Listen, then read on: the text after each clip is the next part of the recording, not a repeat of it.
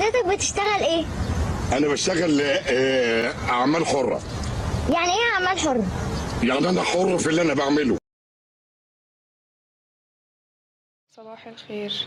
النهاردة صحيت من النوم قررت انه هبدأ شغل على طول، لانه اليوم اللي بيبقى معايا تفصيل فبياخد وقت كتير، وغالبا هاخدكم معايا على مدار اليوم.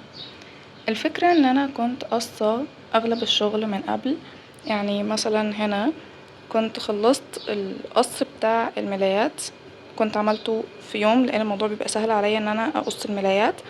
بس المخدات والخداديات اوقات ببقى محتاجة حد يساعدني عشان الموضوع يبقى اسهل واسرع عليا.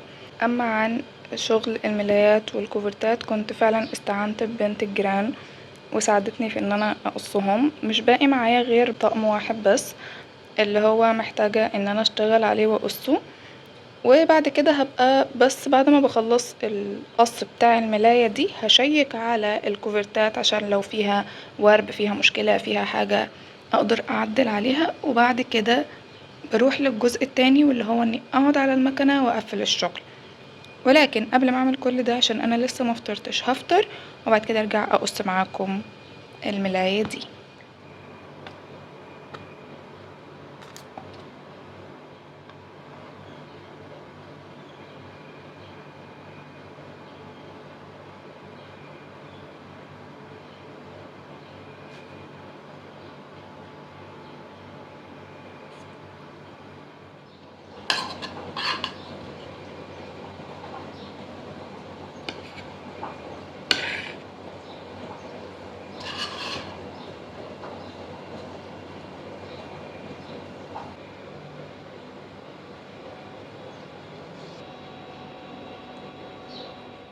كده يكون جهزت الفطار بتاعي.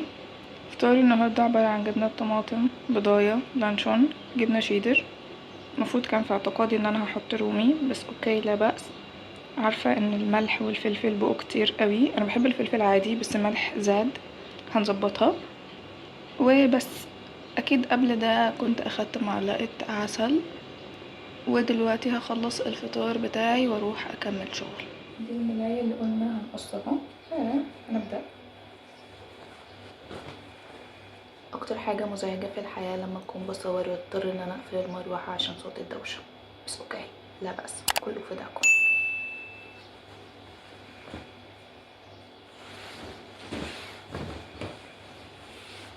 اول حاجة بحب اعملها لما بكون عايزة اشتغل قص، برجع اشيك على المفروش مرة تانية عشان لو في اي دفوهات من اي جهة اقدر اظبط او اعدلها قبل ما ابدأ قص او ابدل القماشة تماما لو كانت لا تصلح. بس طبعا الحمد لله بيبقى الموضوع ممكن ديفو بسيط نقدر نتفاداه، لكن لو حاجات كبيرة بضطر ان انا ابدل القماشة خالص. يعني ايه ديفو بسيط؟ يعني ممكن يكون في قطع لا يذكر موجود في طرف الملاية، فبضطر ان انا اقصه من ضمن الحاجات اللي هي اوريدي هتترمي. اما لو حاجة كبيرة زي الصبغة باهتة على بعضها، او في بقع داخل الملاية، او في قطع من وسط القماشة، فده بيبقى خلاص ديفو كبير محتاجة ان انا ابدل. فاهمين قصدي؟ فدايما ببقى بفرد كده واقص من الجهتين اللي هو القماشة تمام ولا لأ، انه في اي ديفو. الحمد لله تمام تمام. دلوقتي هنطلع المقاسات اللي احنا محتاجينها. دايما اسهل حاجة عليا لما باجي اقص هي الملاية. اما المخدات والخداديات زي ما قلت قبل ببقى محتاجة مساعدة، ولكن للأسف النهارده مفيش حد موجود يساعدني، ف هقصها من اولها لاخرها لوحدي.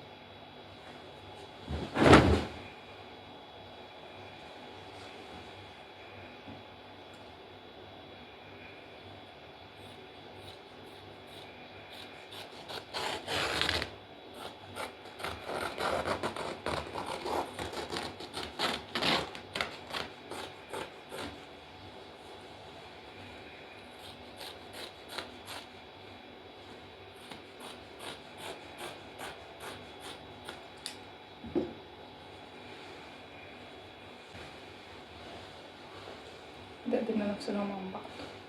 طلع الملاية لوحدها نركنها على جنب، وبعد كده هنشتغل على قص المخدات الكوفرتات. بعد ما بقص الجزء اللي انا بقصه او بفصله عن الملاية، بحب اشيك على الجزء التاني، لان اوقات بيبقى فيها ورد وده بيعطلني وانا قاعدة على المكنة، فعشان اسهل على نفسي من قبل فبحب اقصها برضو، عشان لما اجي اقعد على المكنة ما اضطرش ان انا اقوم تاني. فاهمين قصدي؟ اول مكنتش باخد بالي من النقطة دي، بس بعدين بقت تلفت انتباهي قوي انه لازم اعدل الجهتين. الجهة اللي بتبقى مقصوصة مني دي خلاص انا قصاها، اما الجهة اللي بتبقى جاية من ناحية التاجر فاوقات بيبقى فيها ورك، فمحتاجة ان انا اظبط واعدل ده كمان، لان هو بيقص كده وخلاص، فاوقات بتبقى موروبة. يعني زي دلوقتي هتلاقوا الاتنين مش قد بعض، ده غير ان هي فيها ميلان، فببقى محتاجة ان انا اعدل ده. بس بما اني واقفة مش هقدر اظبط الجزئية دي دلوقتي، هظبطها وانا قاعدة على الارض. نركنها دلوقتي عشان نظبطها. وكذلك الجزء التاني بتاع المخدة والخدادية.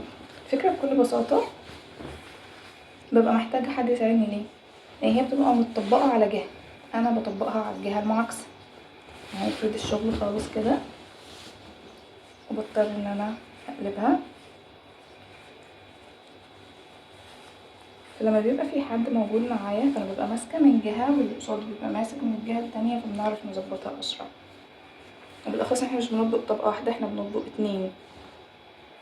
مش عارفة، حاساكم ان انتوا مش تبقوا فاهمين حاجة من اللي انا بقوله، لانه اللي هيفهم ده اللي هو بالفعل بيشتغل في التفصيل. بس حتى لو حابين تتعلموا انا ما عنديش مشكلة، عادي، لا بأس اعلمكم.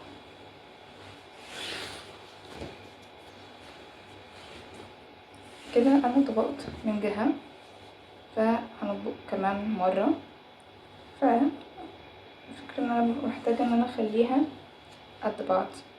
يعني انا القماشة بقت مطبوقة معايا كده، بدل ما هي كانت قطعة واحدة فبقى عندي 4.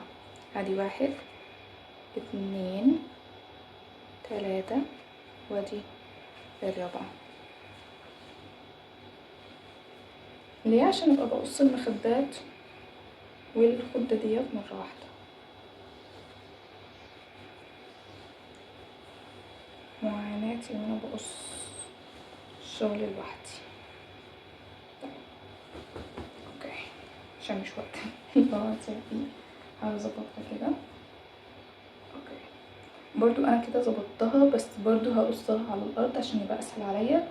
هحاول اوريكم دلوقتي لحظة، خليني احاول اظبطها على قد ما اقدر معاكم دلوقتي، عشان الموضوع مرهق حرفيا لما بعملها لوحدي. وبالاخص ببقى بحس الموضوع صعب في حتة المقاسات، بس اوكي هنحاول نعدل على قد ما نقدر.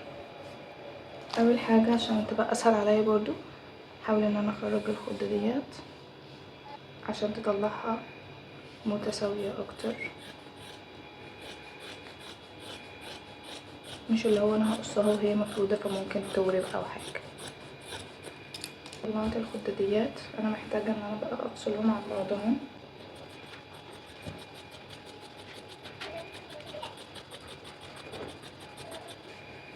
خلينا نقصها بعدين الجزئية المرفوعة. نظبط بقى المخدة. برضو المخدة هعملها بالطريقة دي عشان لو فيها اي ورق او فيها اي مشاكل مبقاش مضطرة ان انا اقوم من على المكنة عشان اعدلها. فبحب اعدل كل شغلي من قبل ما اقعد على المكنة عشان يسهل عليا الشغل وانا موجودة على المكنة. في اوقات بيبقى فيه ورق بسيط هنا، يعني بيبقى فرق سنتي ولا حاجة، مش عارفة هتبقوا، معتقدش انتوا هتبقوا شايفين، بس هو بيبقى فيه ورق سنتي ولا حاجة، فببقى محتاجة ان انا اشيله عشان اسويها ببعضها.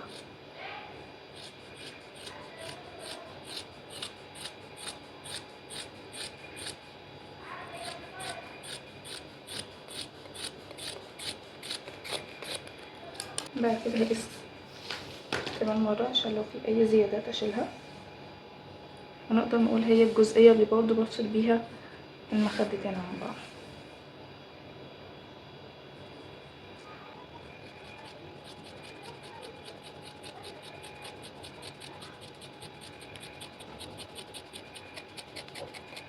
دي كده اتفصلت معانا، بقت انا فاضلي 2 مخدة. عايزة اعدل الورق اللي موجود. تمام.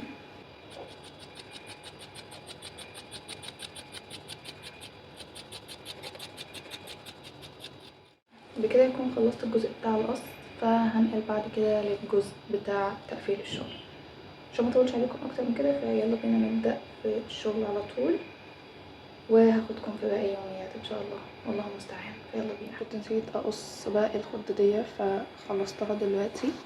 الفكرة بكل بساطة حاسة ان انا فصلت من قبل ما ابدأ، وحاسة ان انا شوية تعبت، فقررت انه اوكي ناخد بريك 5 اروح اعمل لي حاجة اشربها وبعد كده نكمل، لان لما بقعد على المكنة بيبقى صعب عليا ان انا اقوم، ببقى محتاجة ان انا اخلص كل شغلي مرة واحدة وبعد كده اشوف ايه اللي انا هعمله بعد كده، ورحلتي بتبقى اطول من كده بكتير. فالجزء اللي انا خدتكم فيه ولا حاجة بالنسبة للشغل، فلسه في تقفيل، لسه في سرفلة، لسه في مكوى، لسه في تقفيل او تغليف الشغل، ومن ثم بتبقى مرحلة التسليم. فالله المستعان هحاول قدر ما استطعت ان انا اخدكم في جزء كبير من الرحلة دي، والله المستعان. فيلا بينا هعمل حاجة اشربها وبعد كده نكمل.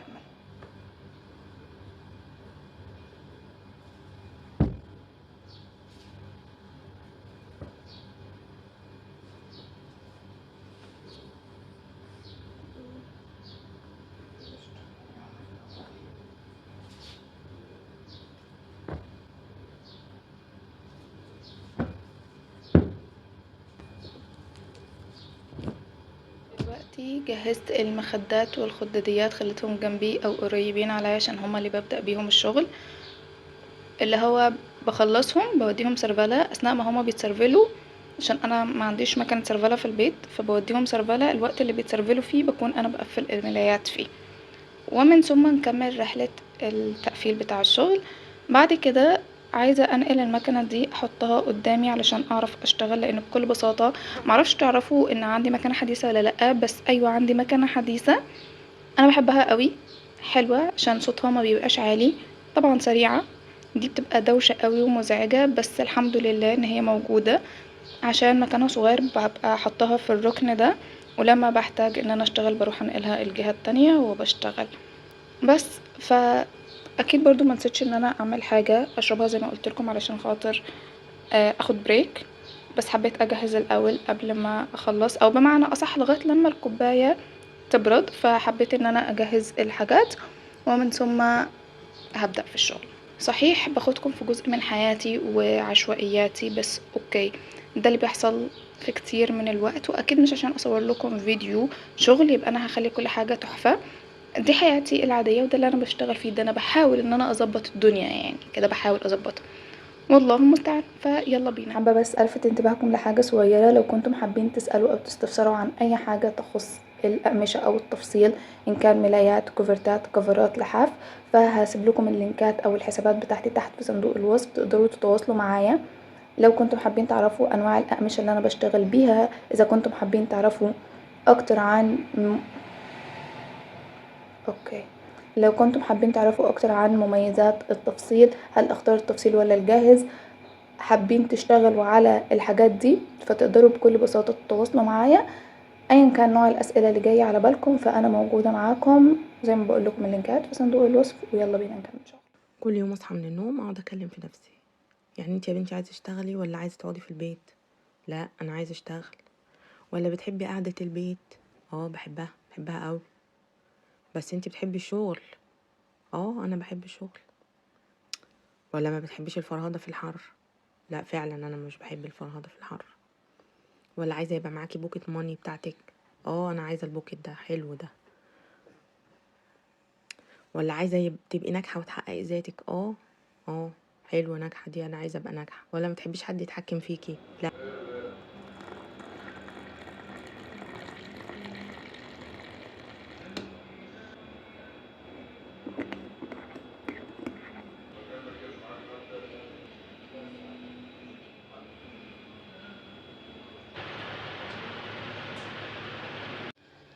اهلا بيكم في اليوم التاني من الشغل. الفكرة بكل بساطة ان انا في شوية حاجات خلصتها فالمفروض تروح سرفلة زي دي، فالمجموعة دي المفروض ان انا هخلصها دلوقتي اطبقهم واوديهم سرفلة عشان يبقى خلصت شغل السرفلة كله.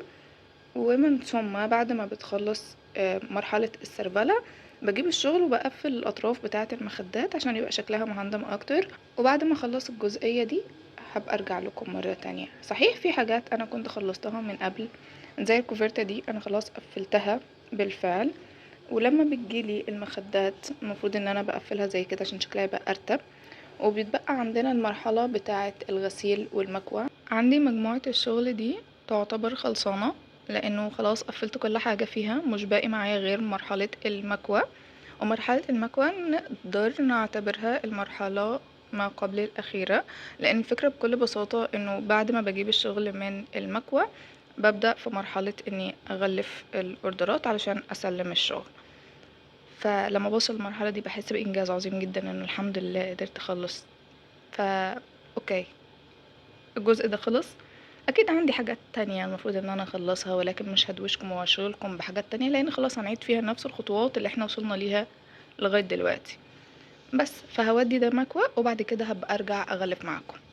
صباح الخير، أهلا بيكم في اليوم الثالث فعليا، الخامس واقعيا. ما فهمتوش حاجة صح؟ هنفهم كمان شوية.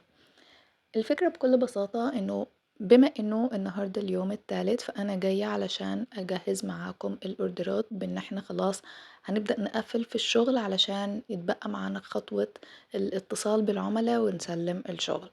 الفكرة بكل بساطة إن ده شكل الشغل لما بيجيلي من المكوى، بفككه وابدأ أرتب التطبيقات من جديد، ومن ثم ببدأ في مرحلة التغليف.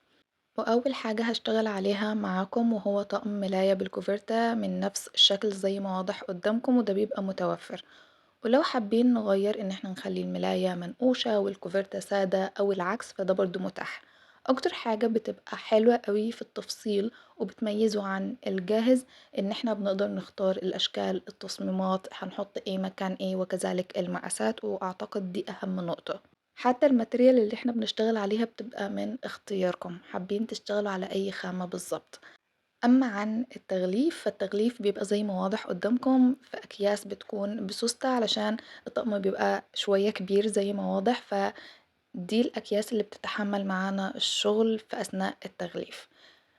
أعتقد دي أكتر حاجة كنت شايفاها أمان لغاية دلوقتي. لو عندكم اقتراحات تانية تقدروا تكتبولي تحت في الكومنتات، وهنغلف باقي الشغل كله بنفس الطريقة. أما عن فكرة اللي بقول لكم اليوم الثالث واليوم الخامس، لأنه هو اليوم الثالث من التصوير لكن اليوم الخامس فعليا أنا صورت اليوم الأول، سقطت اليوم التاني عشان كان معايا ضغط شغل وكان معايا كام مشوار محتاجة أخلصهم، فكان صعب إني صورت اليوم التالت، سقطت اليوم الرابع برضو كان معايا ضغط وتنظيف وحاجات وكده، والشغل كان مضغوط قوي، واليوم ده كان تقريبا أغلب الشغل في المكوى فما عنديش حاجة ممكن أصورها. ودلوقتي الخامس لما جالي الشغل من المكوى فبدأت أغلفه معاكم. لما بيكون عندي طقم زي كده هو عبارة عن ملاية بس أو كوفرتة بس غالبا لما بيكون ملاية أكتر لأن الملاية بتبقى أخف شوية فبحطها في أكياس زي الواضحة قدامكم دي اللي بتبقى ليها لزق، لأن الملاية بتبقى خفيفة وبسيطة على أن أنا أحطها في الأكياس الكبيرة الضخمة. بس خليني اقول لكم انه انا عارفه ان الفيديو يمكن شويه طال عليكم، بس انا حابه ان انا اشارككم يومياتي في الشغل واللي بيحصل معايا، وده جزء بسيط جدا برضو. واخر حاجه بحط فيها الشغل بالنسبه للحاجات الضخمه فبحب احطها في اكياس قماش عشان تبقى عمليه اكتر ونقدر نعيد استخدامها مره تانية. خليني اقول لكم انه بكده يكون وصلنا لنهايه الفيديو. اشوفكم في فيديو جديد، كونوا بخير والى اللقاء.